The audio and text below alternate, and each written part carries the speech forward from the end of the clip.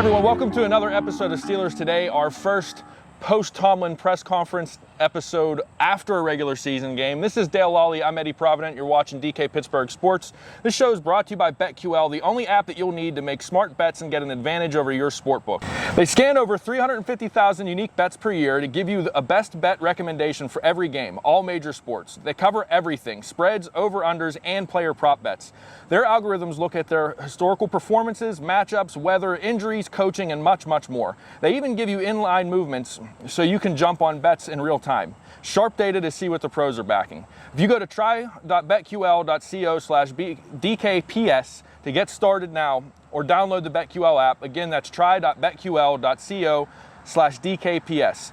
Enter the code DKPS at payment for a 25% off any BetQL subscription, or use their BetMGM app for a free year. So we got a win to talk about, Dale, and I want to put, before we get into this win, I got a little bone to pick with our fearless leader, DK.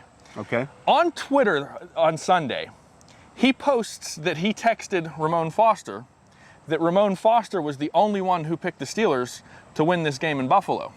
I would like to point out that there is a newly minted employee that also picked the Steelers to win this game in Buffalo. I wouldn't be crowing about that, because that just means that Ramon picks the Steelers every week, regardless of the opponent.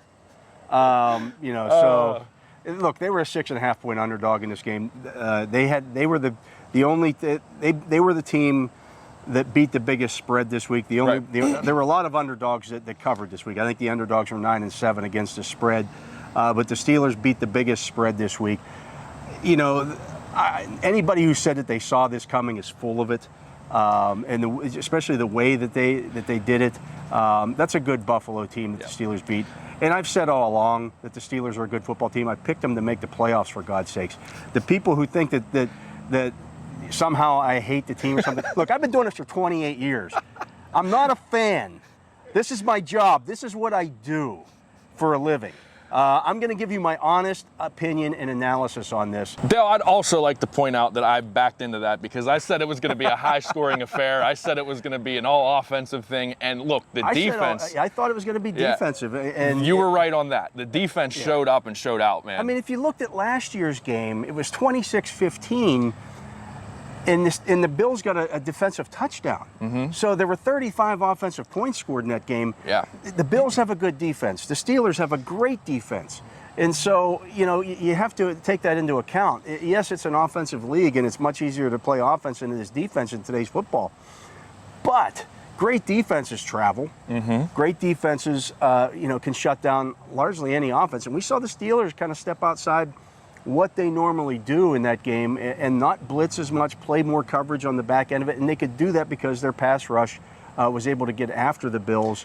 And it started early. They drew 3 holding penalties on that. I'm not going to call the opening drive where they had to kick the field goal after they got the long kick return, their opening drive. On Buffalo's opening possession, the Steelers drew 4 holding penalties, 3 holding penalties. 2 of them were accepted, 1 was declined. And I really think that changed the way that the Bills played football the rest of the way, because they realized they couldn't block the Steelers' front. Yeah. I was so impressed with that pass rush. And there were times, and we heard the guys talk about it after the game, where they only rushed 4. They didn't. And sometimes 3. Yeah, and they were still able to get a lot of pressure on Josh Allen. The other thing about the defense that I honestly, and I, again, talk about I picked the Steelers, but I didn't pick them the right way. I said that the defensive backfield was going to be a liability. The defensive backfield looked really good, including rookie Trey Norwood. He actually played a pretty solid game. Yeah, they all did. And what they were able to do in this game, what Cam Sutton allows them to do, is be very specific with what they want to do on each play. He sometimes he can play. Mm-hmm. He's playing inside. Sometimes he's playing outside. His ability to do that also allowed them to use Micah Fitzpatrick in the slot at times. You talked about Trey Norwood. Trey Norwood gives them the ability, when they break the huddle and Norwood and Fitzpatrick are on the field together, is Norwood the slot, or is he the deep safety? Is Fitzpatrick in the slot, or is he the deep safety? You don't know when you break the huddle. So realistically, when you break that huddle and you're the quarterback walking up to the line of scrimmage, you've got about 15 seconds to diagnose what you're seeing out there. And I think that really hurt a young quarterback. We forget Josh Allen as good as he is still a very young quarterback, and that played in the Steelers' favor. And the other thing that you talk about Cam Sutton, boy, that 4th and 2 read that he made on that, and Tomlin talked about it, what they saw in film and that, but I mean, the football IQ to make a play like that and to just snuff that out was so impressive to me. I mean, that was just solid football all around. The crazy thing about watching that play again, and I've watched the game 3 or 4 times now, if Cam Sutton didn't make that play, Melvin Ingram was right there to at least string it out, and Minkah Fitzpatrick was screaming up from the deep safety spot. They snuffed that thing out. As I asked Mike Tomlin about it after the game, and that's when he said that, they had seen that on tape. Also asked Sutton about it, and he said the same thing. So they weren't making that up. Right. They had that diagnosed. They saw that play, and I still can't believe the Bills just didn't have their 6'5", 240-pound quarterback just fall forward that far. I don't have an answer for that one. That was a perplexing call for sure. When we come back, we'll talk a little bit about the offensive side of the ball. All right, welcome back to Steelers Today. This is Dale Lolley. I'm Eddie Provident. You're watching DK Pittsburgh Sports. Dale, we covered the defensive side of the ball because that really was the main story of the game on Sunday. But in the second half, the offense kind of got to their game a little. They started clicking. They had 17 fourth-quarter points. They actually, in the second half, they started to look pretty good. I don't know about pretty good because they had 2 failed trips inside the 5. Okay, I'll give you that. They drove the length of the field. They had more yards in the third quarter than they had in the entire first half. They had more yards in their first drive of the third quarter than they had in the entire first half. But you got to punch those in. You drive to the 6 and you drive to the 2. You better score at least 1 touchdown in those situations. Claypool hits that end around, and I thought for sure he gets inside the 5-yard line. I'm thinking for sure that's 7, and it's got to be 7, especially when you have a running back like Najee Harris. You got that fullback. It has to be, Yeah, it's a low-scoring game. You got to try to take advantage of that. They were fortunate that their defense continued to hold up and stand up in that situation.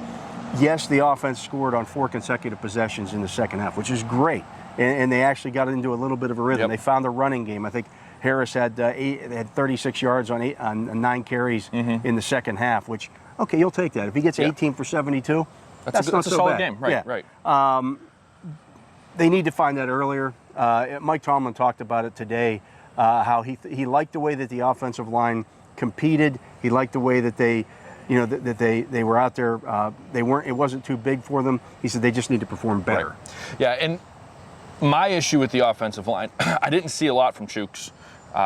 Everybody's killing Chooks. I don't get it. I've watched that game 3 times now, and he was no better or worse than everybody else in that line. All right. I think everybody's being a little rough on Chooks Okorafor. Is he great? No. Did you watch Al Villanueva last night? Did you watch that? That was bad. I've been saying that all along. That was rough. That taking Al Villanueva and moving him to right tackle was not going to be a good move. Okorafor was okay. I'm not going to say he was good. I don't think any of them were necessarily good, but I don't think he was bad. I thought in pass protection, especially in the second half, they were all much better. Listen, everyone, in the comment section, when the expert says something, you listen. And that's what I do here. When he says something, I listen. People make up their minds about things before the fact, or they make their minds up early about a player. And they never want to admit that they were wrong about it. It's the Dwayne Haskins things all over again. Yeah. Okay, whatever. I get it. Nobody wants to admit that Mason Rudolph was okay in the preseason, was fine in the preseason. Nobody wants to admit that maybe Chooks Okorafor is okay. Is he a star tackle? No, he's not. But he is certainly not he's not the weak link on that line. He's not the worst player. I don't even know who their worst or best player is at this point. I have a feeling Dawson might be their best player, but it's one game against a really good defensive front. That's what the Bills are built to do, rush the passer. So I'm not going to sit here and say Chooks Okorafor was great or he was bad, but he was certainly not the only bad guy on that line. Come on, people. That line was rough. Especially in the first half. The line was very rough. You had brought up last night's game between the Ravens and the Raiders. Just real quick flyover looking, kind of Tuesday looking at the Las Vegas game. Home opener, anything you're looking for, anything that you're going to, kind of expand upon this week going into this game? You'd like to see that line perform better, especially at home. As Mike Tomlin talked about today, there was some expectation that the offense would struggle. Again, the Bills were a good defense. They brought everybody back, so there was a lot of continuity there. It was a very hostile crowd in Buffalo, and you had a bunch of guys on that offense who were making not just their first start for the Steelers, but their first start period. Right. So there were going to be some bumps in the road there. So I would expect it to be better in week 2. We'll see. The Raiders do have an improved pass rush, although they did lose Yannick Ngakoue in that game last night. It looks like a hamstring. We'll see if he's able to get back on a short week. The Raiders are a decent football team, as they showed last night. I don't know that they are great, but they are certainly an NFL opponent that you can't take lightly. Yeah, I have them squeaking into the playoffs as the 7 seed, so we'll see how that works out. Yeah, we'll see how that goes. I didn't have the Ravens making the playoffs. No, I didn't. I don't feel any different about that after that game. They're too banged up, man. They're too banged up. And the last thing that I want to talk real quick. This is no expert opinion or anything like that. I'm really looking forward to seeing a full crowd at Heinz Field for the first time in a year and a half, 2 years almost now. 2 years. 2 really. years. I mean, pretty much. It should be very interesting. I know they had crowds down there for the preseason, but that's not the same. It won't be the same. Yeah, this is the home opener. It's the Raiders. It's it's going to be a fun time, man. And if you're going, enjoy yourself. Be safe. But fun. For Dale Lolley, I'm Eddie Provident. This is DK Pittsburgh Sports. Don't forget our sponsor, BetQL. You can check all their information out in the description of this video. Thanks for watching, and we'll see you next time.